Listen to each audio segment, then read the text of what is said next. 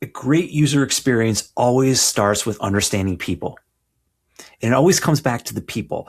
Even as technology changes, we've got tools evolving, tools like AI, which I know is always a conversation starter. You talk about building empathy and curiosity, but it's really about understanding that human behavior that remains at the center of great design. Welcome to Insights Unlocked, an original podcast from User Testing, where we bring you candid conversations and stories with the thinkers, doers, and builders behind some of the most successful digital products and experiences in the world, from concept to execution. Welcome to the Insights Unlocked podcast. I'm Nathan Isaacs, Principal Content Marketing Manager at User Testing. And joining us today as host is Rachel Blackburn, a Senior Learning and Enablement Consultant here at User Testing. Welcome to the show, Rachel. Hi, everyone. And our guest today is Marc Majers. Marc is a user experience professional, educator, author, and head of user research at Progressive Insurance, with over 20 years of experience helping organizations translate human behavior into actionable design decisions. He's also a UX DX ambassador, published author, and an adjunct professor who brings equal parts rigor and curiosity to the intersection of UX, AI, and product design. He's also the host of the UX Pathways podcast. Welcome to the show, Marc. Hey, thanks for having me on the show. Marc, you and I got to know each other better when I was a guest on your podcast. So our listeners already know you as the person asking the questions. But today, the tables are turned. Can you take us back to the beginning and tell us how you found your way into UX? Wow. Thank you. I actually graduated with a degree in environmental analysis. So I was convinced that I was going to be the next Aaron Brockovich and I was going to save the world. So after college, I was thinking, I was like, I always wanted to be a radio DJ. So I convinced my mom to let me take 1 year off before I went to law school. And while working overnights at a radio station, there was an ad in the paper that said, "No experience necessary, web designer." So I applied and I got hired as an intern at a local digital agency. And years later, as I'm working at this agency, I had the opportunity to create this app, and I will go nameless, but it was a global paint retailer that I had to create something called the color visualizer. And during that process, I was just about to launch it, and someone said, "Hey, you know what? It would be a good idea if we got feedback from users on this." And I said, "Wait a minute, what? Feedback?" So 2 weeks later, I was sitting in a room, and I think it was in Chicago. We saw consumer after consumer come in and started giving feedback on this application. And I had so many notes. It was out of control. So after the session, I only had 2 weeks before it was going to be launched. So I basically slept in this interactive agency. They had this like little shower there. I brought a cot in and I worked round the clock for 2 weeks trying to fit all of this feedback in before the launch of it. And lo and behold, the app was released. It sold millions of copies in the United States. It actually went on to create a English and a Spanish version. And it was my first moment into, I probably should get user feedback on everything before I actually launch it. And I loved it so much, I went back and I actually got a master's degree in UX design. Wow. Oh my gosh, what a tremendous first foray into the world of UX. My goodness. Well, your podcast, UX Pathways, has featured voices from across the field. So researchers, designers, educators, and accessibility specialists. What's the one theme that you keep hearing come up no matter who's in the chair? Yeah, this is a good one. And thank you for bringing up the podcast. It was kind of a labor of love. And what's interesting is, whoever the guest is, whether they're a researcher, product designer, educator, even if an accessibility specialist, they eventually come back and they say, a great user experience always starts with understanding people. And it always comes back to the people. Even as technology changes, we've got tools evolving, tools like AI, which I know is always a conversation starter. You talk about building empathy and curiosity, but it's really about understanding that human behavior that remains at the center of great design. And design is going to begin with that empathy. It's going to continue through the curiosity, that curiosity, but it's going to end with trying to solve a problem, a real human problem. And it's that empathy. That's really the thing that as we talk more and more in this podcast today, I hear a lot of people that say, well, empathy is the cure, but I think it's really, really hard to understand that until you actually step into the user's shoes. Yeah. Yeah. It's funny that leap from empathy to actually imagining being in the shoes. It's a different level. You have interviewed people at very different career stages and from really different backgrounds too. I know you had a math Olympian turned designer. You had a theater director turned UX researcher. Very impressive. What has hosting those conversations taught you about what actually makes someone effective in this field? Yeah, that's great. Yeah, it has been interesting to have all these different people from all these different fields come in. But I think the common thread, if you think about the typical UX professional, is, drum roll, it's about the mindset they share.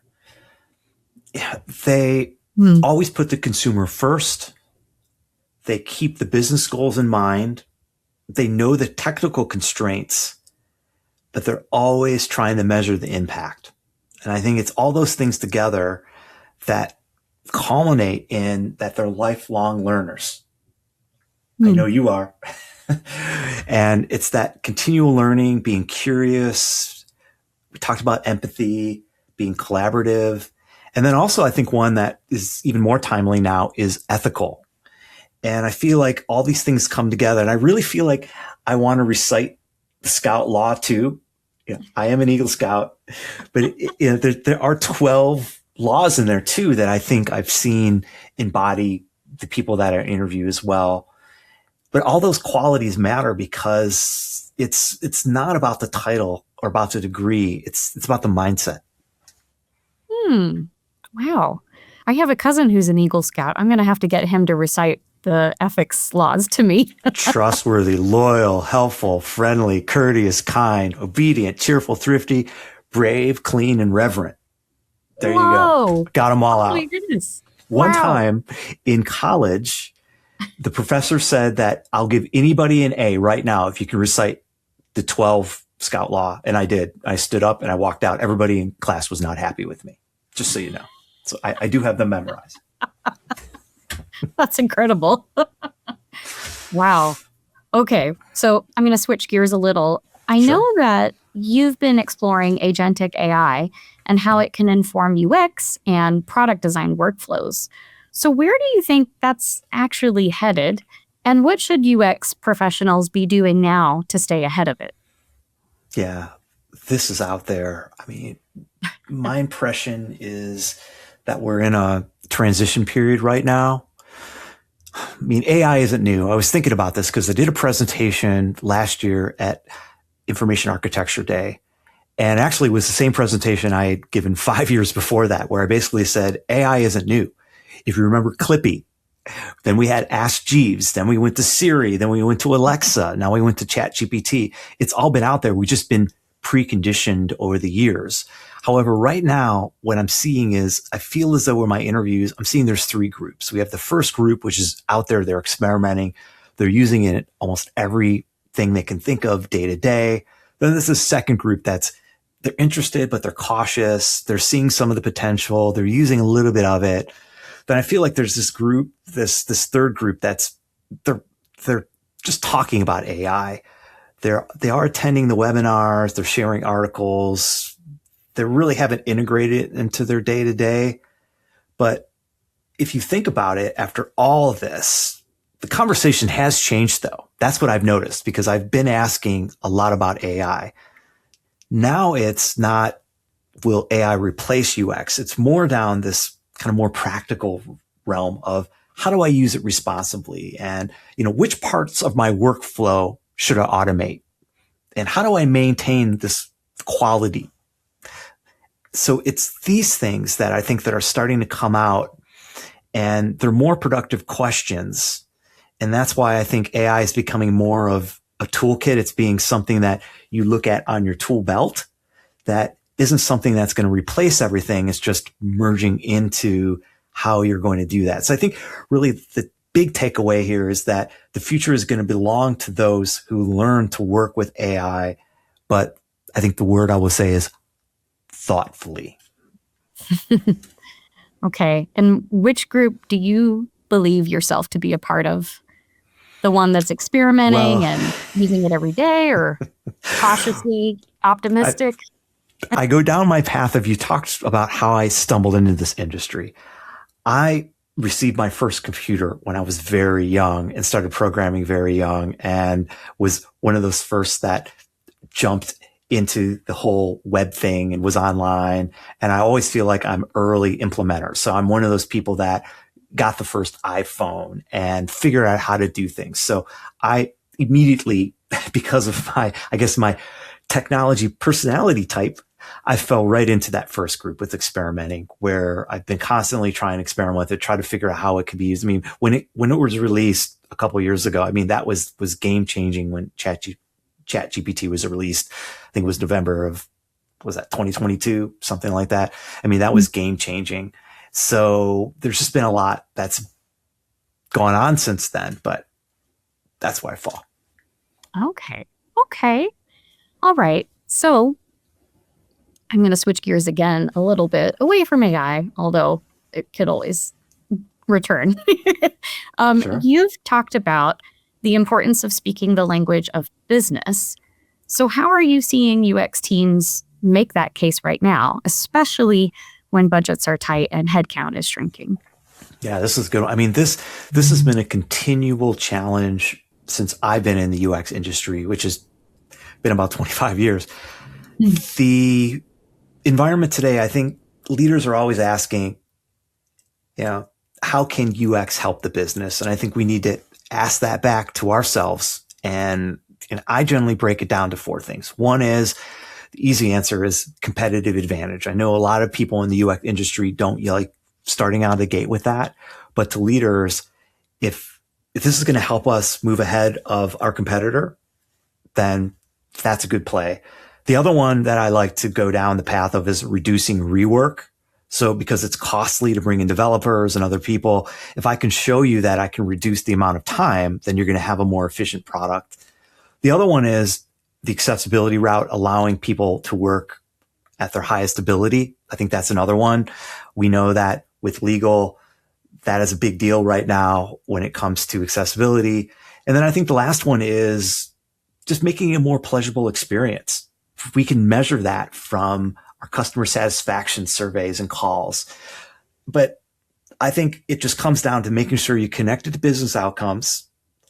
I think the other one is that as teams, we need to be a little more strategic about how we're thinking about presenting that to the business. So once again, present those 4 things there. And then how do you move forward? I think UX has got to be integrated into the process. I think it can't be something you think about at the end, or it's a checkbox item. I think if you can convince business that it needs to be integrated, then you're going to be more successful, and then leverage those 4 things I talked about at the beginning. Yeah, that's something that we talk about here a lot at User Testing, about, this isn't something you shoehorn onto the end of a project, but rather it's integral to the entire product development lifecycle, and what are the best ways to kind of build it in so that it's less effort and more bang for your buck, really. Yeah. Wow. Good Okay. question. So what is the conversation that's not happening yet? Or put another way, is there a topic or a tension that you keep waiting for someone to raise that nobody does, aside from your excellent jokes?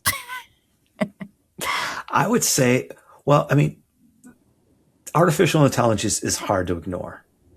It's being integrated in everything.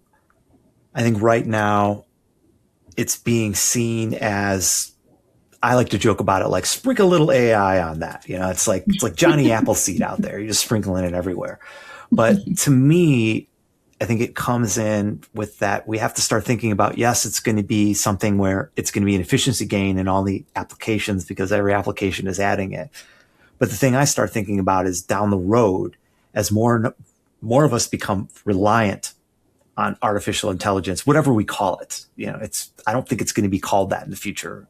Just like a lot of us, don't talk about, our smartphone too much anymore. It's just, of course it's smart.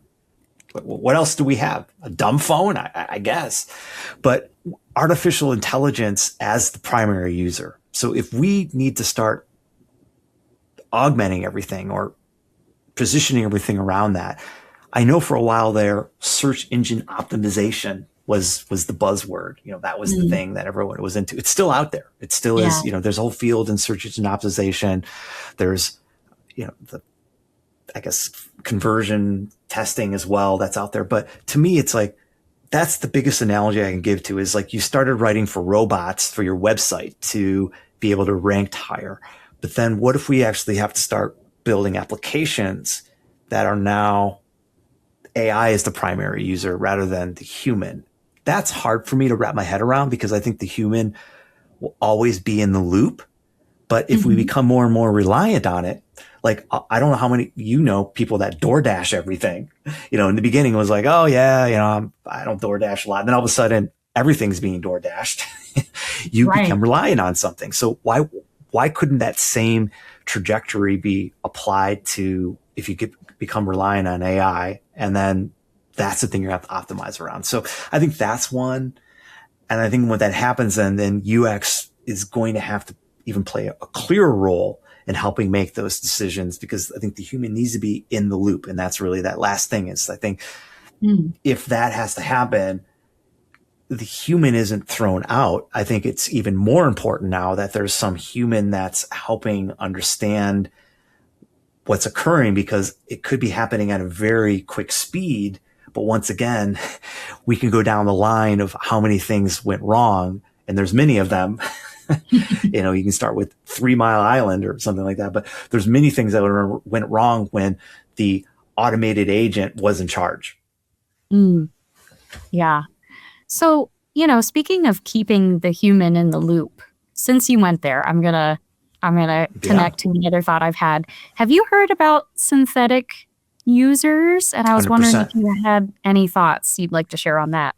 Yeah. Once again, I think it's another tool that a researcher or development team organization can leverage, because they're actually going out and being digital twins of actual real users. So if you have that database to deploy against, then once again, it's going to become another tool you can use.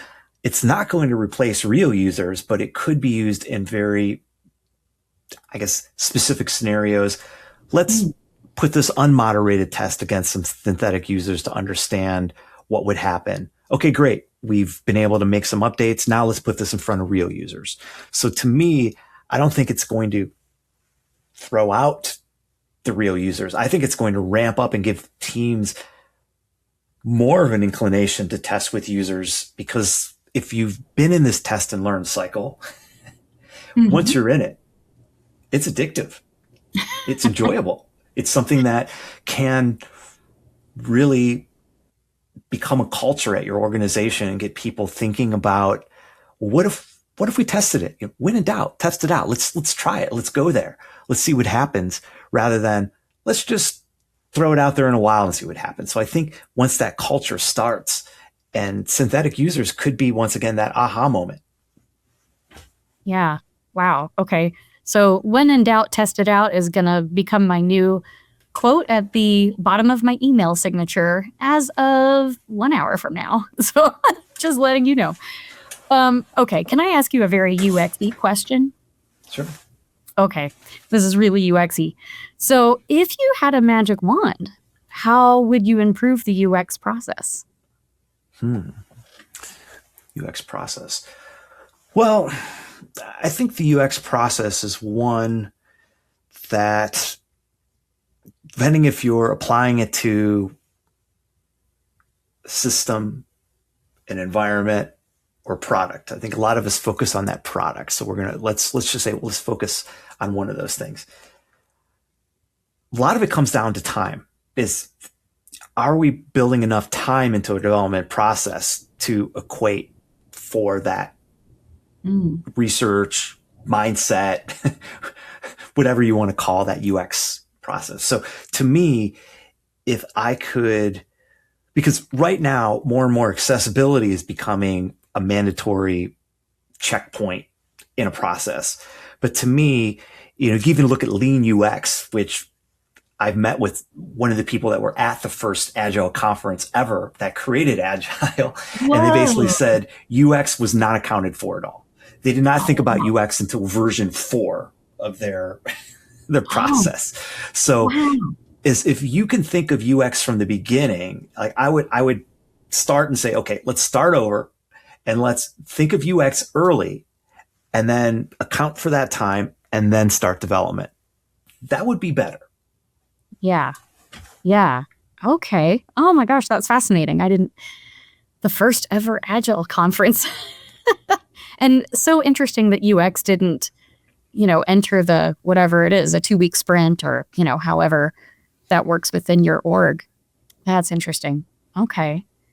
Wow. Well, okay, let me ask you this. So if you could put one idea in front of every senior leader listening to this show today, what would it be? I think it would be simple. I would say UX is a different lens. There's many lenses. There's market research. There's user acceptance testing.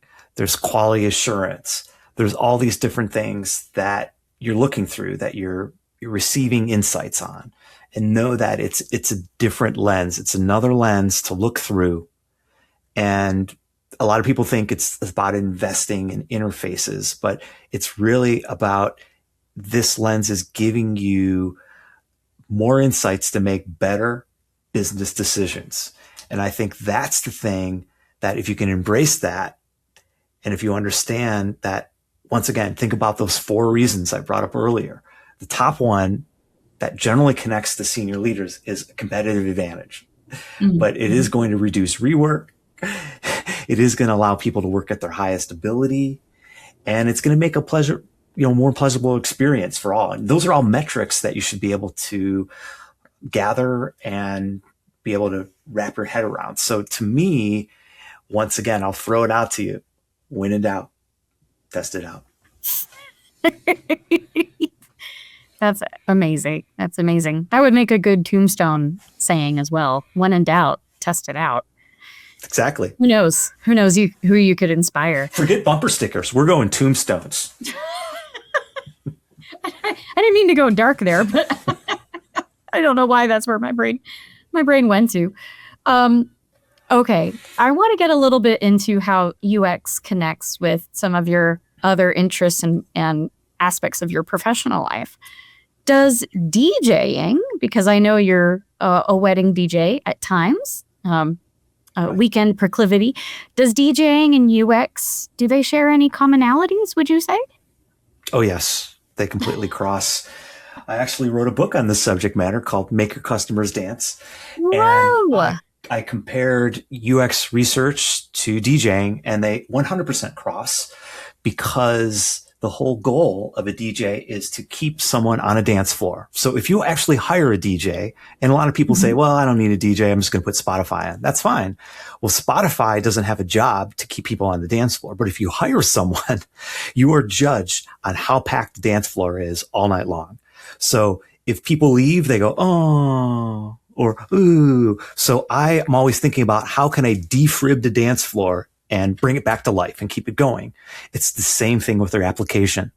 Think about it. Is you're judged on how many people are coming, how long they're there, is there stickiness? You think about all those things. So to me, when I'm out there, I'm seeing all these little things. I'm using some influence principles, trying to think about, there's one called social proof, which is if there's more than three couples dancing on a dance floor. Boom, more people come out, So there are all these little things that I'm doing like all night long to continually keep that dance floor going. And guess what's happening? The same exact thing is being done on your application. Has UX entered the DJ process in any formal way, or is this kind of a continuous? Oh no, 100%. Yeah. So if you're going out to a venue and you're thinking of booking a venue, there's obviously UX there. For example, I tell a lot of couples, like, for example, where the bar is located to the dance floor. Think about it. If the bar is closer to the dance floor, then guess what? Your dance floor is going to be packed. But if the bar is on the other side of the universe, so a couple of events I've said like, hey, that bar is on rollers, right? Yep. Let's roll it on closer. So then I'll have the whole bartender just roll it up closer. So, there's things like that where you could think about the placement of things in the room can actually impact that dance floor as well. Wow. Okay, well, I'm not going to look at the bar and the dance floor the same way at the next wedding I attend. That's what I tell people. Like, go to a wedding reception and tell me how you felt about the entertainment. Oh. And people go, I never analyzed it before. And then they're taking notes and they're telling me. That's fascinating. Man, I wish I'd known you when my husband and I got married. But all right. Well, we'll just have to bring you in for the vow renewal whenever we do that. Okay. Last question for you. So, Sure. As the host of the UX Pathways podcast, is there anyone that you haven't interviewed yet, or someone that you have not yet been able to talk to about their UX thoughts that you would like to? I have a laundry list of individuals that I've approached, but I think I would go back to some of the, I guess, OGs or originators of UX. I had the opportunity one time to meet Jacob Nielsen at one of his conferences and grab a selfie years ago, which I couldn't believe he was in the back of the room. It's one of my prized, I guess, UX nerd photos. But I probably also, reach out to, Don Norman, if I can, have him. I just would really love to know more what some of the advice they would have. And then also, I've had a lot of the new incoming people that are out there too. So, I'm open to all, but to me, to get their thoughts about where they came from and where things are going would be monumentous. Okay. Well, Marc, thank you so much for being on the show. I really enjoyed our conversation, as I always do. And how does someone learn more about you or your thought leadership, and how do they subscribe to UX Pathways? Sure. Well, wanted to once again thank you for the opportunity. And it's simple. You can find more information if you just go to marcm.com. Yes, it's a short URL. I've had it for a while. And then you can also go to uxpathways.com and you can check out all the social media platforms. But it's been an honor. Thank you. Thank you.